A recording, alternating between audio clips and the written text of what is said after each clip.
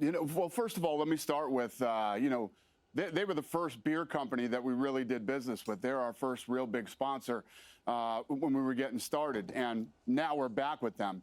And going into this deal, I know all the controversy and everything else, but for myself, going into a long-term deal with another sponsor, I want to be with somebody that I'm actually aligned with. And I know people were upset with what they did, but I'm looking at all the good things that they do.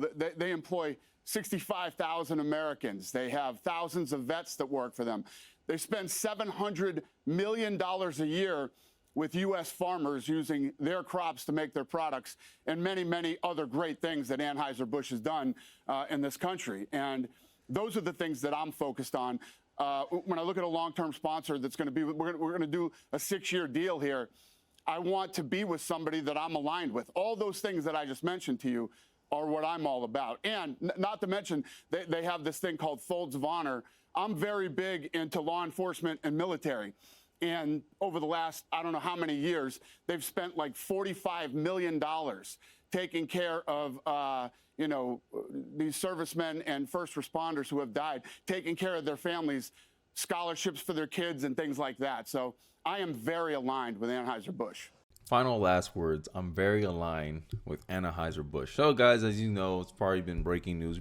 Maybe I'm like the 15th person you watched this video about. But we're going back to Bud Light. I stopped reacting to the Bud Light stories because I think the point was already hammered home that they're done. That Anheuser-Busch, Bud Light is a toxic brand. And from a marketing perspective, if your audience is primarily conservative, right-wing in any way, they'll boycott your butt if you align with them. And from my personal opinion, I don't think this was a good sponsorship by the UFC. I think UFC has a very, very conservative base. I don't understand the rationale here. A lot of people say it's for money. They calling Dana White a traitor, I guess. Not a traitor, but there's just, they're already making calls for boycotts, right? And let's get into a little bit of the stories, and I'll kind of get more of my thoughts as I become more informed about this story. Bud Light lands deal to become official beer of the UFC. And in that Sean Hannity video, I know a lot of you guys don't watch Fox anymore or whatever. But I'm under the assumption that there was other beer partners that he could align himself with that are essentially doing the same thing, right? You got Yingling, I think, which was very pro-Trump from the very beginning, right? And I'm still trying to understand what's the play here, right? Because here's a quote from a conservative fan. Shout out to Tim Cass. I like how they put his bias as leaning right, even though I think he's more of a centrist. But whatever. That's my personal opinion, right? We all can disagree here. Lighting the money on fire would have been a less embarrassing than what was about to happen. That's a quote from a Twitter user, a Twitter fan of the UFC. Bud Light has had an extremely rough year. That's an understatement there. After a partnership with transgender activist and influencer Dylan Mulvaney prompted a massive and sustained boycott. This is the problem where I have with Dana White. And Joe Rogan was on, he didn't understand the whole Bud Light thing. I think they're out of touch, and they probably looked at it merely from a business perspective. But when you mix politics into business, you have to be careful who you associate yourself with. Unfortunately, that's how the reality is today, right? And I think we did our job. Like we say, hey, we don't support this beer brand. If you're going to partner with them, we don't want to fund money into their pocket. So it's almost like you put yourself in the same position as Bud Light.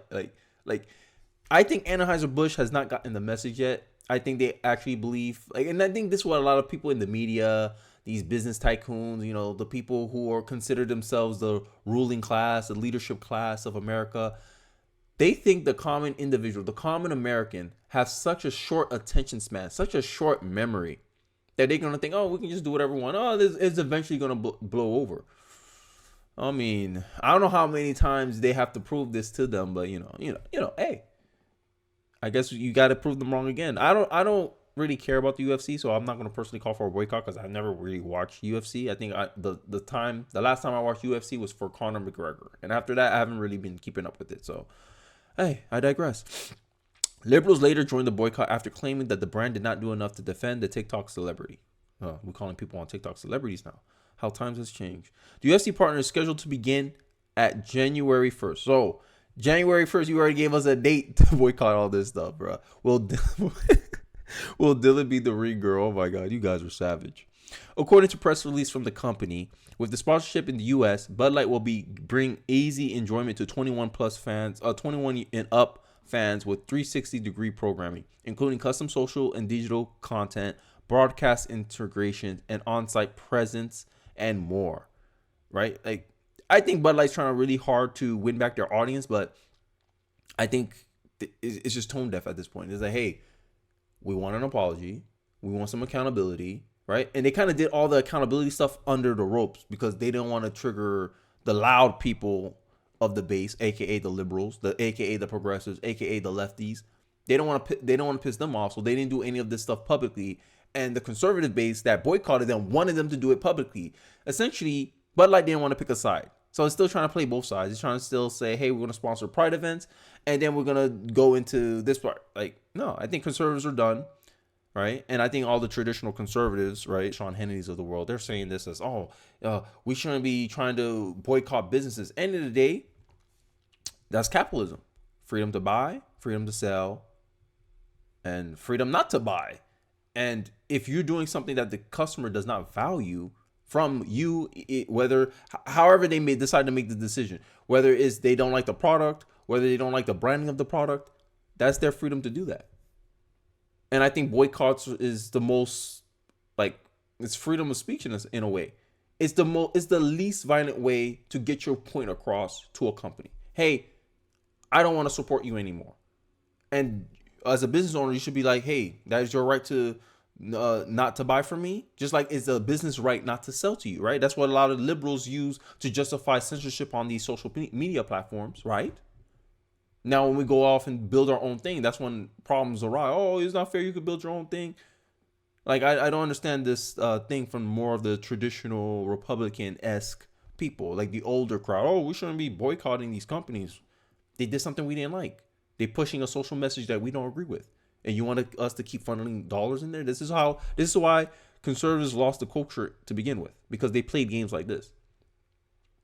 I don't know, man. I think it's time that conservatives become a little bit more Machiavellian about these things. I think of a more principled Machiavellianism. Like, hey, we do what's necessary, but the goal is this.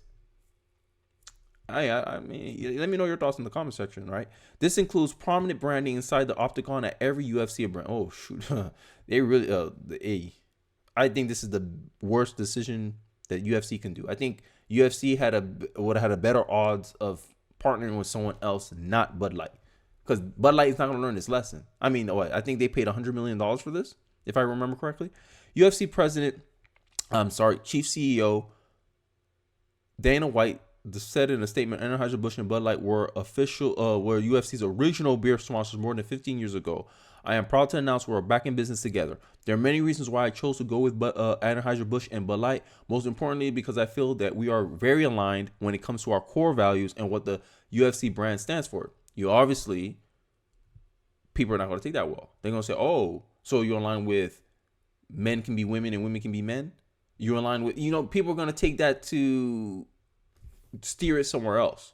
I think Dana White should have been more specific about that. But, damage is going to happen. No matter. You already made it's a 6-year deal, I think. I'm looking forward to all the incredible things we can do together in the years ahead. He's going to learn a very expensive lesson. I thought this was a joke, but I guess the UFC will do anything to grow, which is true. They're a business at the end of the day. But I won't be a part of it. UFC 294 was my last pay-per-view buy. What a shame. It will bring fans away from the sport. Plus, Modelo is actually a good beer. So this is people taking jabs at Dana White. Hey, you could have done another beer company. Why you had to do it Bud Light, the most controversial brand? I don't understand. Maybe they were offering him the most money. I don't understand why he made these decisions. At the end of the day, we're looking on the outside looking in. Like we don't know the intricacies and the inner workings of the deal. We don't know what incentivized Dana White to take this decision. But I leave it there. I think I'm pretty much put out the cases enough that this is a bad idea. A lot of people still feel some type of way about Bud Light. Bud Light is still a toxic brand, right? Bud Light is a cautionary tale to many other businesses. And I think as they see that every time, as other businesses observe that, oh, if you even associate with Bud Light, your business is going to take a hit. Then I think Bud Light is going to finally learn this lesson. Like, oh, okay, we got to appease the consumers directly. Let's not try to play all these other games. But, I digress. time will tell what was going to happen. January 1st, I think it's already going to start going off. But let me know your thoughts in the comment section. I hope you guys enjoy the video. Don't forget to like, comment, subscribe, and I'll see you guys on the next video. Peace.